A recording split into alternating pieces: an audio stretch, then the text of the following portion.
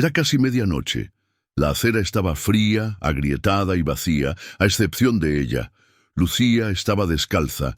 Sus pies hinchados sangraban a través de unos calcetines gastados, con una mano aferrada a su vientre y la otra agarrada a un banco para mantener el equilibrio. Su abrigo apenas le cerraba. A sus pies, un sobre de cuero brillaba bajo la luz de la farola. Sin nombre, sin sonido, solo silencio. Y una decisión que nunca esperó tener que tomar. Llevaba 2 días sin comer. Sus dedos temblaban por el frío, pero no era solo el viento lo que la hacía estremecerse. Lucía Moreno, 19 años, embarazada de 7 meses y sin un lugar a donde ir. Hacía una semana tenía una cama, un trabajo, una madre, un futuro. Ahora no tenía nada más que una mochila raída y el miedo constante a ser vista. Cuando vio el sobre, su primer pensamiento fue la supervivencia. Quizás contenía dinero, quizás podría comprarle una comida caliente. Pero mientras lo recogía y le daba la vuelta, algo dentro de ella, algo que todavía sonaba como la voz de su madre, dijo: «No lo hagas». Así que no lo hizo, y en ese instante todo empezó a cambiar. Esta es la historia de cómo Lucía perdió su lugar en el mundo y encontró algo que nadie podría haber predicho. Pero esa noche, de pie, sola, bajo las luces de la ciudad, no tenía ni idea de lo que se avecinaba.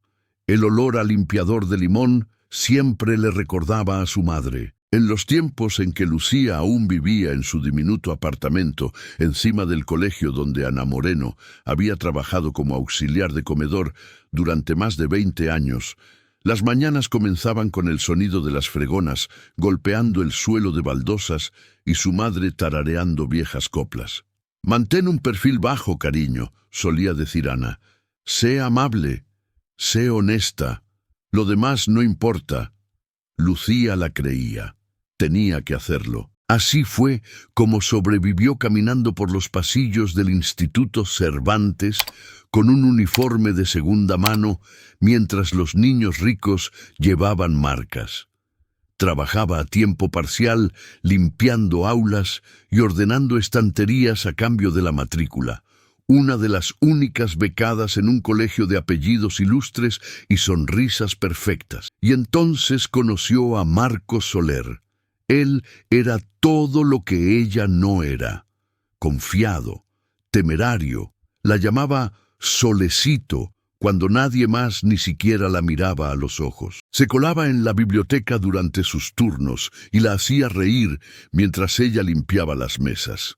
Sus mensajes secretos se convirtieron en charlas susurradas. Esas charlas se convirtieron en algo más.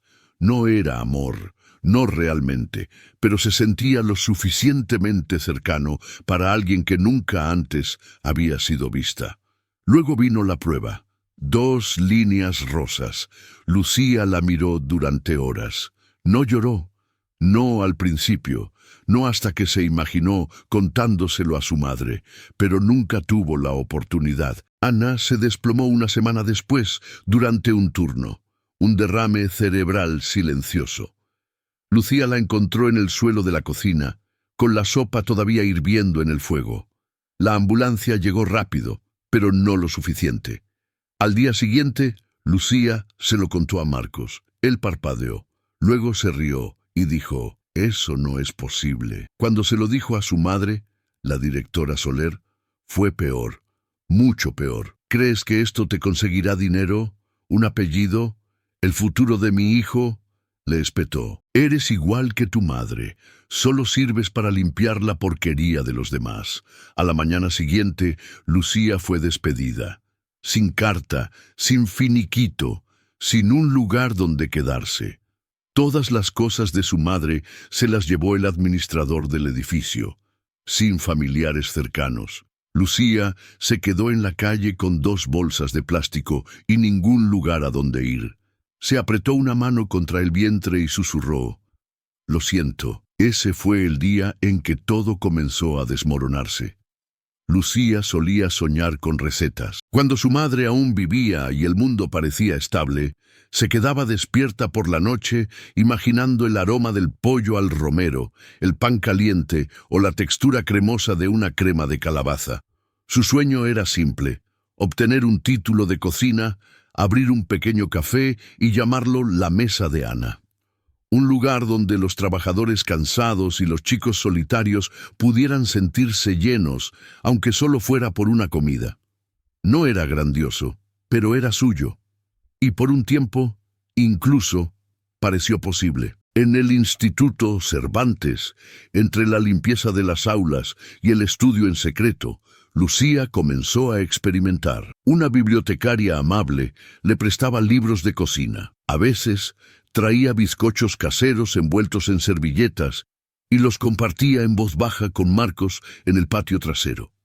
«Deberías abrir una pastelería», dijo él una vez, con la boca llena y los ojos tiernos. «Iría todos los días». Ella sonrió, permitiéndose creerle. Luego llegó la noticia del embarazo y el silencio que siguió. Después de que la directora Soler la despidiera, Lucía intentó mantenerse entera. Pensó que quizás, solo quizás, Marcos daría la cara por ella, diría algo, ofrecería ayuda. Pero pasaron los días, ningún mensaje, ninguna llamada a la puerta, ninguna disculpa. Luego, la puerta tampoco estaba allí. Cuando el administrador la echó, sin alquiler, sin madre, sin derechos, terminó en la parte trasera de un albergue de la ciudad. Estaba lleno esa noche. Pasó la tarde sentada cerca de la sala de urgencias de un hospital público, fingiendo esperar a alguien. No era la única que fingía. Durante las siguientes semanas, Lucía vagó. Estaciones de tren, sótanos de iglesias, un banco bajo una autopista que apestaba a humo y desesperación. Se aferraba a su vientre como un secreto, evitaba los espejos y comía lo que los extraños le ofrecían, si es que ofrecían algo. En un local de comida rápida del centro intentó solicitar un trabajo. El gerente la examinó, vio el vientre y dijo: «No contratamos a gente con complicaciones». Ella asintió y se fue. El momento más bajo llegó frente a una tienda de conveniencia. Le preguntó al cajero si podía limpiar la acera a cambio de una botella de agua. Él se rió y se dio la vuelta. Se sentó en el bordillo, apretó las palmas contra el cemento frío y susurró: «Encontraré la manera». Y de alguna manera, todavía creía que podía. Esa creencia se rompió una tarde lluviosa cuando alguien le robó la última ropa que le quedaba mientras se lavaba la cara en un baño público. Esa noche, empapada, helada y dolorida, se acurrucó bajo un toldo y miró los coches que pasaban. Nadie la miraba, nadie siquiera reducía la velocidad, y ella todavía pensaba que podía arreglarlo todo. La lluvia no paró durante 3 días. Para la tercera noche, Lucía había dejado de mirar la hora. Sus zapatos habían desaparecido, robados mientras se dormitaba junto a una rejilla de calefacción detrás de una iglesia. Sus calcetines estaban rotos y empapados. El frío le calaba hasta los huesos, pero lo peor era la humedad que se adhería a su piel como la vergüenza. Estaba embarazada de 7 meses y medio. Cada noche apoyaba la espalda contra los ladrillos de cualquier callejón o portal cubierto que pudiera encontrar, con las manos rodeando su vientre, susurrando nanas que apenas recordaba de su infancia. «Estrellita, ¿dónde estás?», tarareaba, con la voz quebrada y los ojos hinchados. Ya nadie ofrecía ayuda. En las colas de los albergues le decían: «Lo siento, completo esta noche». En las aceras, la gente la esquivaba como si fuera una bolsa de basura fuera de lugar. Y en cierto modo, empezó a creer que lo era. Una mañana se paró frente a una panadería justo cuando estaban tirando los muffins sin vender. Un empleado adolescente miró su vientre, dudó, luego dejó caer 2 en una bolsa y la deslizó por el pavimento sin decir una palabra. Ella le dio las gracias de todos modos.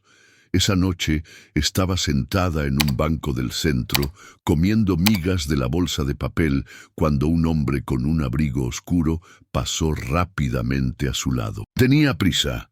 Hablaba por teléfono, distraído. Algo se le cayó de debajo del brazo, un sobre de cuero, grueso, pesado. El tipo de cosa que los empresarios sostienen como si significara algo. Lucía se quedó helada. Lo miró. Luego a él, que ya estaba a media manzana de distancia. Nadie más se dio cuenta. Lo recogió. Dentro, un pasaporte, llaves, una tarjeta de identificación corporativa, un contrato doblado y 5 billetes de 100 euros. Se le cortó la respiración. Durante un minuto entero no hizo más que mirar. Ese dinero podría conseguirle una habitación, comida, ropa limpia, podría sacarla del frío. Le temblaban las manos. Entonces, un nombre en la identificación. Daniel Vega, director general, Fundación Vega para la Equidad Social. No tenía ni idea de lo que eso significaba, pero la voz de su madre resonó alta y clara. Si no es tuyo, cariño, nunca te traerá bendiciones. Lucía se levantó.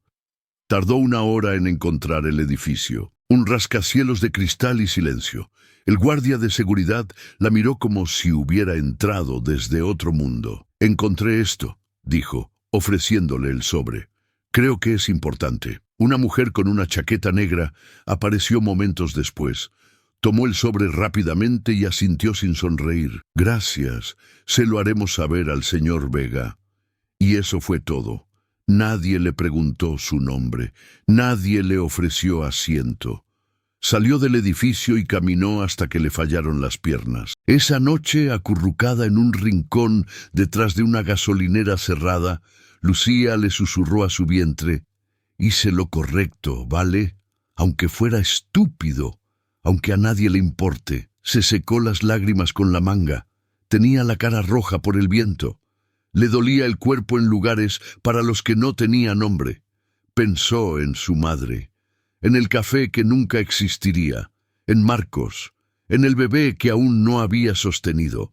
Y en esa oscuridad creyó, de verdad, que nadie vendría nunca a por ella. Esa noche pensó que nadie vendría, nunca más. ¿Y tú?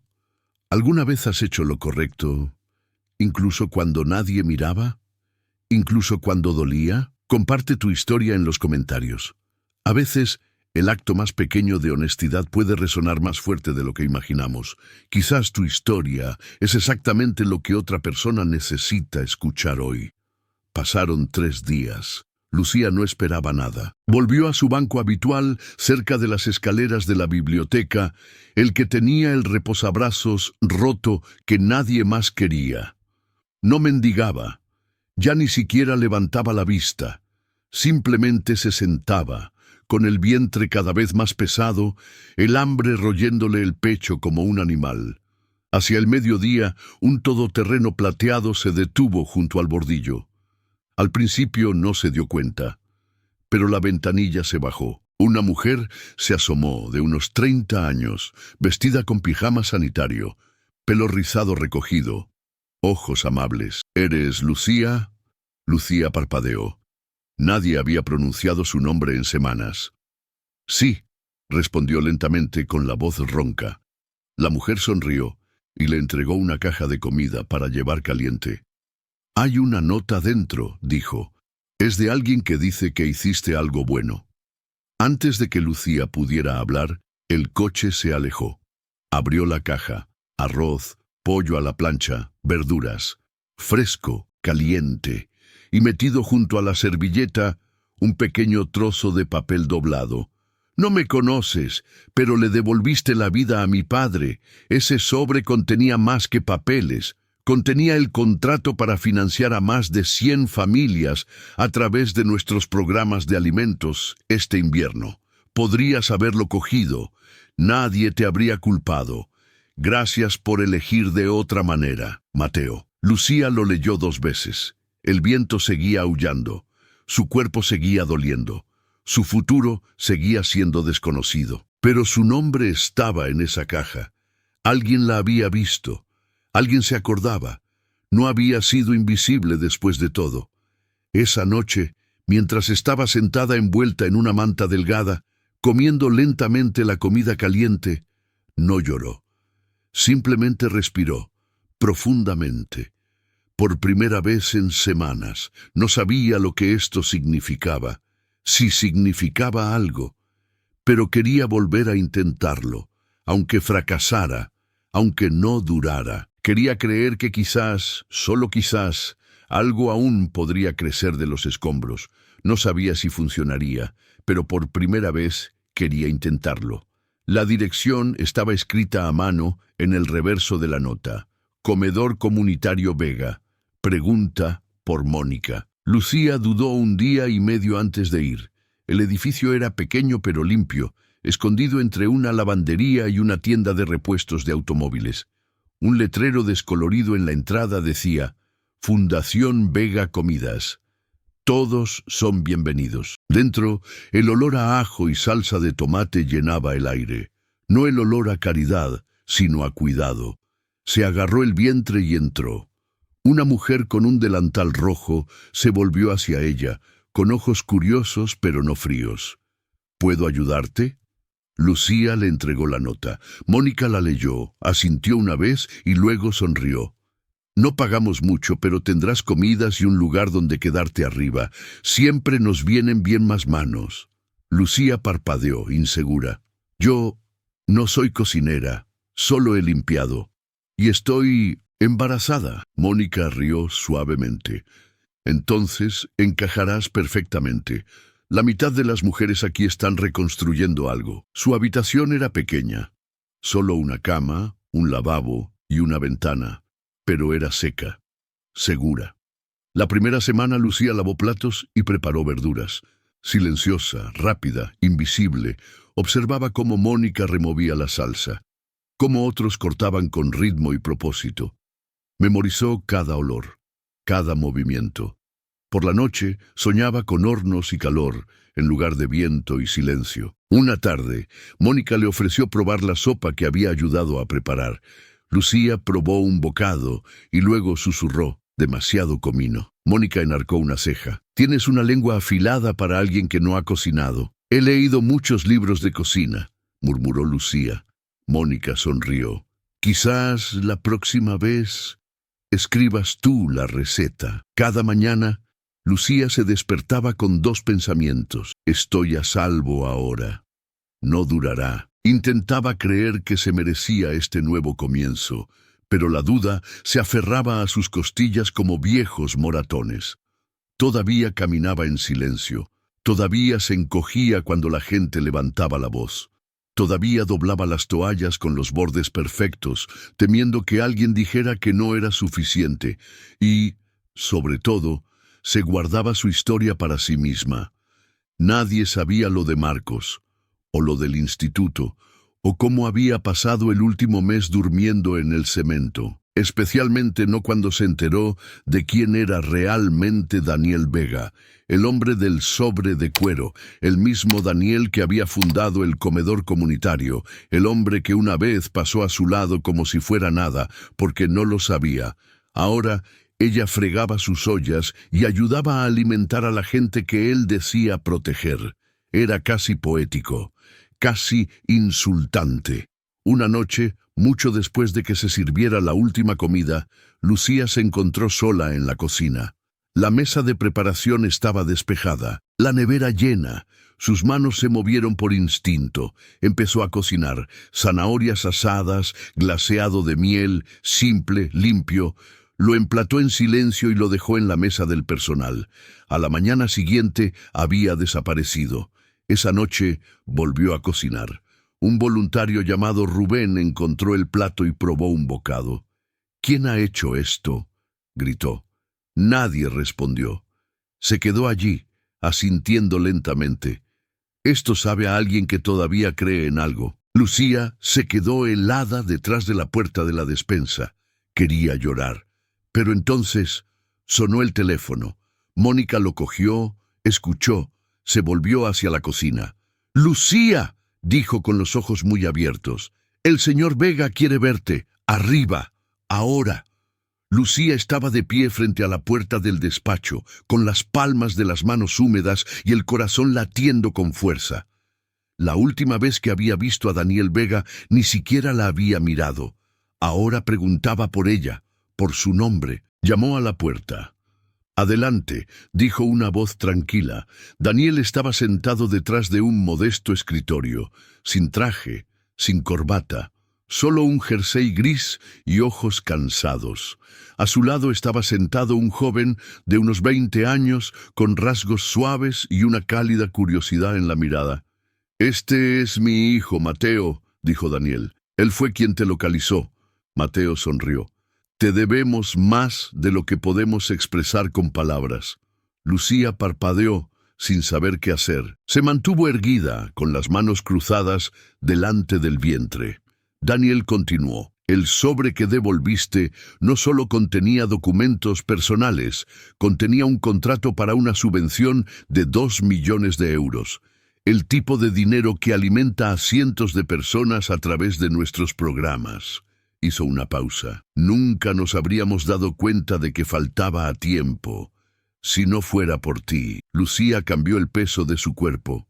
«No lo hice por nada», dijo. «Simplemente no podía quedármelo. Eso es todo». Daniel la miró durante un largo momento. Luego sonrió. «Y es exactamente por eso que nos gustaría que nos representaras». Lucía parpadeó. «¿Qué? Estamos organizando una cena benéfica», explicó Mateo. «Grandes donantes, prensa, todo. Normalmente contrataríamos a un chef de la red de la fundación, pero uno de los voluntarios probó tu cocina anoche». La cara de Lucía se sonrojó. Daniel se rió entre dientes. «Las noticias vuelan en una cocina. Queremos que cocines el plato de apertura», dijo Mateo. «Algo que cuente tu historia». A Lucía se le hizo un nudo en la garganta. «No soy cocinera», susurró. «Lavo los platos. Yo ni siquiera he...» «Sobreviviste», la interrumpió Daniel suavemente. «Elegiste la integridad cuando el mundo te dio todas las razones para no hacerlo. Eso es más de lo que la mayoría de los profesionales pueden decir». Lucía los miró a ambos. Le temblaban las manos. Su mente gritaba, «¡Huye!». Pero en algún lugar, muy dentro, la voz de su madre susurraba, «Naciste para algo más que esconderte». Asintió una vez. «Lo haré». La noche de la cena benéfica estaba en la cocina con un uniforme blanco prestado, sus manos firmes sobre un fogón. Su plato era simple: pollo al romero, el favorito de su madre, puré de batata con canela, remolacha asada, finamente cortada. Vertió cada gramo de recuerdo, dolor y amor en el plato. Mientras los camareros lo sacaban, no se escondió. Se quedó cerca de la puerta y observó. La gente sonreía, cerraban los ojos al probar. Algunos aplaudieron. Mateo regresó sonriendo. «Les encanta».